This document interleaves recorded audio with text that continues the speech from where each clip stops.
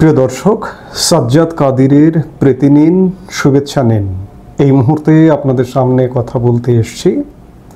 পাকিস্তান বাংলাদেশ হয়ে ভারতের পূর্ব সীমান্তে ঘিরে ধরছে। ভারত এখন কি করবে, এই প্রসঙ্গটি নিয়ে আপনাদের সামনে কথা বলতে চাই। আজকে সর্বভারতীয় একাধিক গণমাধ্যমে রিপোর্ট এসছে যে বাংলাদেশে পাকিস্তানি তৎপরতা বিষয়ে। যেমন আপনারা জানেন যে পাকিস্তানের স্বরাষ্ট্রমন্ত্রী বাংলাদেশ সফর করছেন।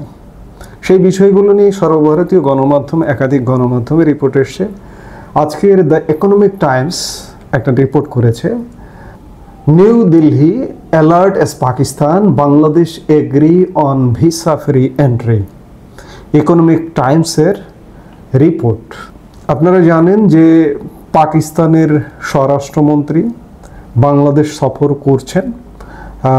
গত পরশু বুধবার একটি রিপোর্ট শুধুমাত্র পাকিস্তানের স্বরাষ্ট্রমন্ত্রীর সফরের ব্যাপারে বাংলাদেশের গণমাধ্যম করেছে, কিন্তু পাকিস্তানের স্বরাষ্ট্রমন্ত্রী সেই একটি মিটিংয়ের বাইরে আর কোথায় গেছেন, কি করছেন, কার সাথে বৈঠক করছেন, সেই রিপোর্টগুলো কিন্তু গণমাধ্যমে নেই। গণমাধ্যমে আউট বলতে পারেন। খানিকটা গোপনীয়তার সাথে এই সফরটি কি করা হচ্ছে।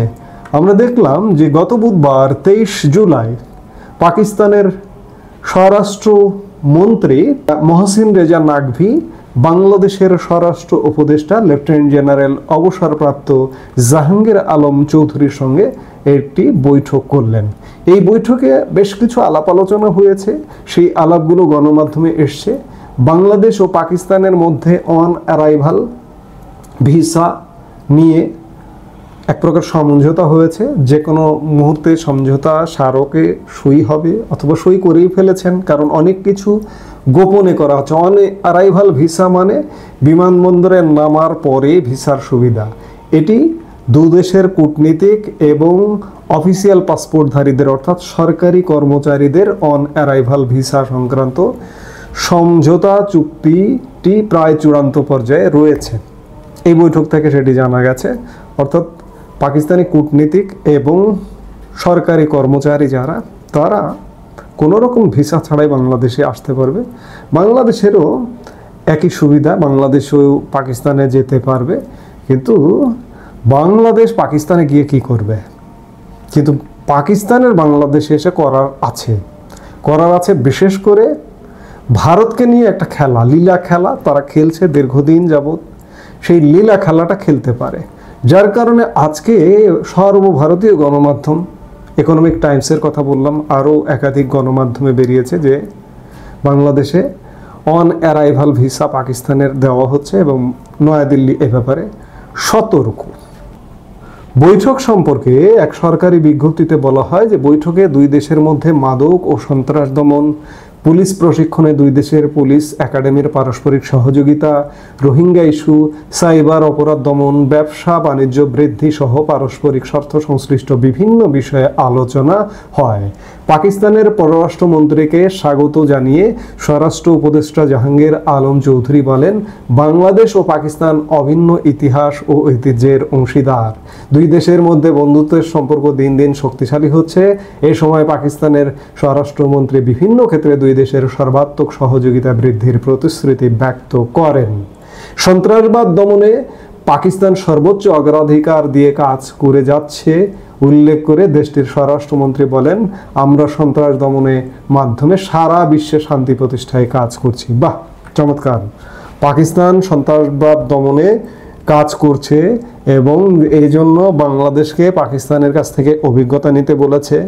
পাকিস্তানের স্বরাষ্ট্রমন্ত্রী রেজা নাকভি আরও বলেছেন যে পাকিস্তানের দ্বিতীয় সমস্যা হচ্ছে মাদক নিয়ন্ত্রণে। আফগানিস্তান থেকে মাদক আসে, সেই মাদক নিয়ন্ত্রণেও তারা গুরুত্বপূর্ণ ভূমিকা পালন করছে।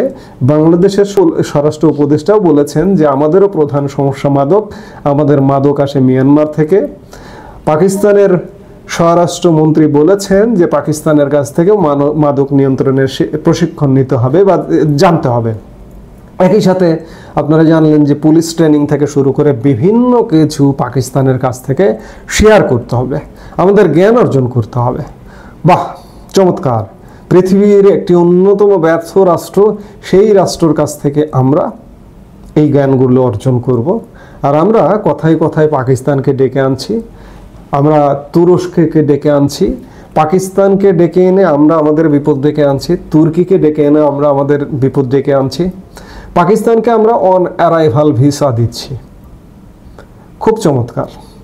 এর জন্য ভারত থেকে আমরা থ্রেটের জন্য আমাদের রেডি হতে হবে, খুব স্বাভাবিক।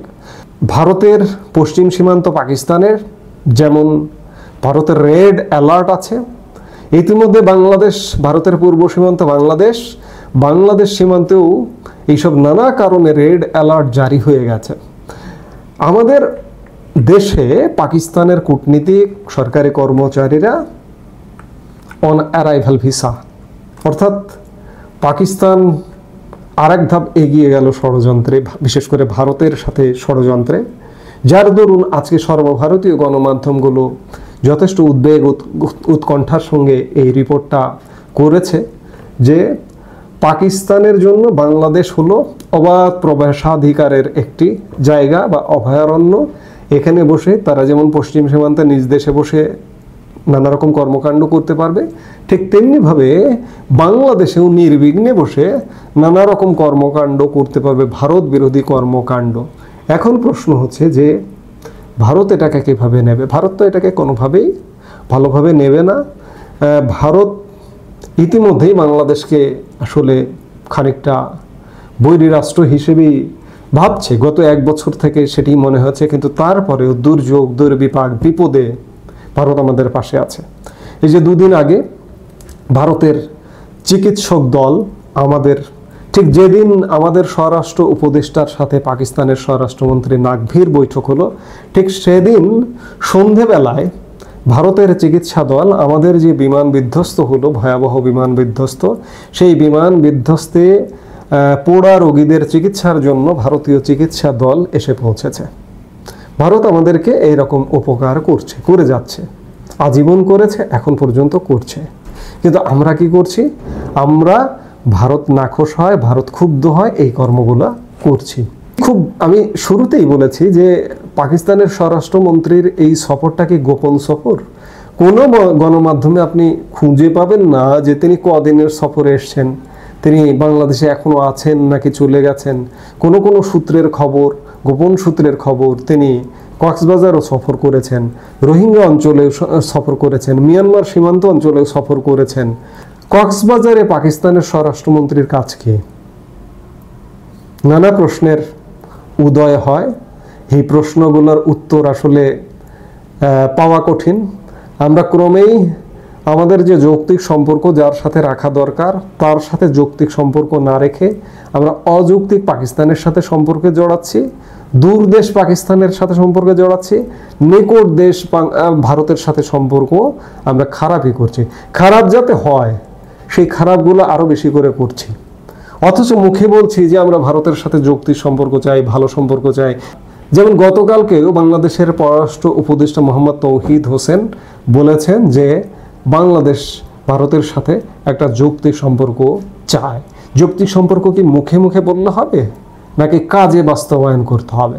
আমি পাকিস্তানকে হঠাৎ করে অন অ্যারাইভাল ভিসা দিয়ে দিলাম, পাকিস্তানের কূটনীতিকরা, পাকিস্তানের সামরিক কর্মকর্তারা বা বেসামরিক কর্মকর্তারা অবাধে বাংলাদেশে প্রবেশ করবে। বাংলাদেশে প্রবেশ করে কি করবে? তাদের কাজ কি হতে পারে? বাংলাদেশের বিরুদ্ধেও ষড়যন্ত্র হতে পারে।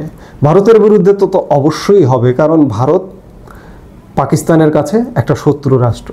বাংলাদেশের বিরুদ্ধেও হবে, কারণ আজকের বাংলাদেশ স্বাধীনতা পূর্ব পাকিস্তানকে কি পরিমাণ শোষণ করেছে ইতিহাসের পাঠ নিলে বোঝা যায়। এবং আমাদের মহান স্বাধীনতা যুদ্ধে আমাদের 30 লাখ শহীদের রক্ত, 3 লক্ষ মা বোনের ইজ্জত এই পাকিস্তানিদের কারণেই চলে গেছে। আজকে পাকিস্তানকে বাংলাদেশ আপন করে নিচ্ছে, কোলে তুলে নিচ্ছে, পিঠে তুলে নিচ্ছে। আবার মাঝে মাঝে কিছু দৃশ্য দেখলেও অবাক লাগে, বাংলাদেশের মাটিতে পাকিস্তান বাংলাদেশের খেলা হয়। বাংলাদেশের অনেক মানুষকে আমরা দেখি গণমাধ্যমের কল্যাণে দেখি যে তারা পাকিস্তানের সমর্থক, পাকিস্তানের জার্সি গায়ে দিয়ে পাকিস্তানের পক্ষে উল্লাস করছে। এমন মানুষও বাংলাদেশে আছে। সেই বাংলাদেশে বাংলাদেশের বর্তমান অন্তর্বর্তীকালীন সরকার পাকিস্তানকে অন অ্যারাইভাল ভিসা দিচ্ছে, মাদক নিয়ে অভিজ্ঞতা শেয়ার করবে, মাদক নিয়ন্ত্রণে, সন্ত্রাসবাদ দমনে অভিজ্ঞতা শেয়ার করবে। এগুলো এক প্রকার হাস্যকর ঠেকে। এই হাস্যকর ঠেকছে, কিন্তু আলটিমেটলি আমরা আমাদের বিপদ ডেকে আনছি, বিশেষ করে ভারত থেকে। আমি বারবার শঙ্কার কথা বলি, আমার কথা হয়তো অনেকে উড়িয়ে দেন। এশিয়ায় কিন্তু যুদ্ধ ঘুরে বেড়াচ্ছে, খেয়াল করে দেখুন। ভারত পাকিস্তান যুদ্ধ, পরবর্তীতে ইরান ইসরায়েল যুদ্ধ, এই মুহূর্তে যুদ্ধের দামামা বেজে উঠছে থাইল্যান্ড কম্বোডিয়া। বাংলাদেশ ভারত কোন সময় কখন যুদ্ধ লেগে যায়, আমার ভারতীয় দাদারাও অনেকে বলেন যে বাংলাদেশকে ভারত আক্রমণ করবে না বা ভারত যুদ্ধে জড়াবে না। কিন্তু বাংলাদেশে এই মুহূর্তে যে সরকারটি আছে, এই সরকারটি অনেক কিছুই করতে পারে। বাংলাদেশকে অকার্যকর, বাংলাদেশকে ব্যর্থ করবার জন্য আমরা গত 1 বছর যাবত অনেক কিছু দেখছি। বাংলাদেশি অন্যের প্ররোচনায়, পাকিস্তান বলুন, তুরস্ক বলুন, কিংবা চীনের প্ররোচনায় ভারতের সাথে এমন একটা আচরণ করে ফেললো, যার দরুন ভারত বাধ্য হলো বাংলাদেশে অভিযান চালাতে। এই আশঙ্কা কিন্তু উড়িয়ে দেওয়া যায় না। আমরা কিন্তু ধীরে ধীরে সেদিকেই যাচ্ছি। পাকিস্তানের স্বরাষ্ট্রমন্ত্রী এক প্রকার, আমি বারবার বলছি যে গোপন সফর, একটি মাত্র বৈঠকের খবর পাওয়া গেছে গণমাধ্যমের কল্যাণে, কিন্তু গণমাধ্যম থেকে আপনি কোনো খবর পাবেন না। পাকিস্তানের স্বরাষ্ট্রমন্ত্রী নাকভি কি প্রধান উপদেষ্টা ডক্টর মোহাম্মদ ইউনূসের সাথে বৈঠক করেননি? সেগুলো কোথায় গণমাধ্যমে এসছে? তার ফেসবুক পেজে, তার যে সোশ্যাল মিডিয়া বিভিন্ন পেজ আছে, সেগুলোতে এসছে? আসেনি তো। কেন আসেনি? গোপনীয়তার সাথে বৈঠকগুলো কেন? গোপনীয়তা কেন? ভারতকে দেখেই যদি করতে হয়, ভারত ঠিকই খোঁজ রাখছে, খবর রাখছে, যার কারণে আজকে সর্বভারতীয় গণমাধ্যমগুলোতেও এই খবরটা এসছে। কাজেই ভারত বাংলাদেশ সম্পর্কটা ক্রমেই খারাপের দিকে যাচ্ছে, এটি একদম পরিষ্কার। এর শেষ পরিণতি কী হবে এই মুহূর্তে অনুমান করাটাও কঠিন। সবাই ভালো থাকুন, সুস্থ থাকুন, এই মুহূর্তে বিদায় নিচ্ছি। আমাদের ভিডিওগুলো নিয়মিত পেতে সাবস্ক্রাইব করুন Sajjad Kadir and the legends YouTube channel এবং লাইক, কমেন্ট, শেয়ার করে সাথে থাকুন।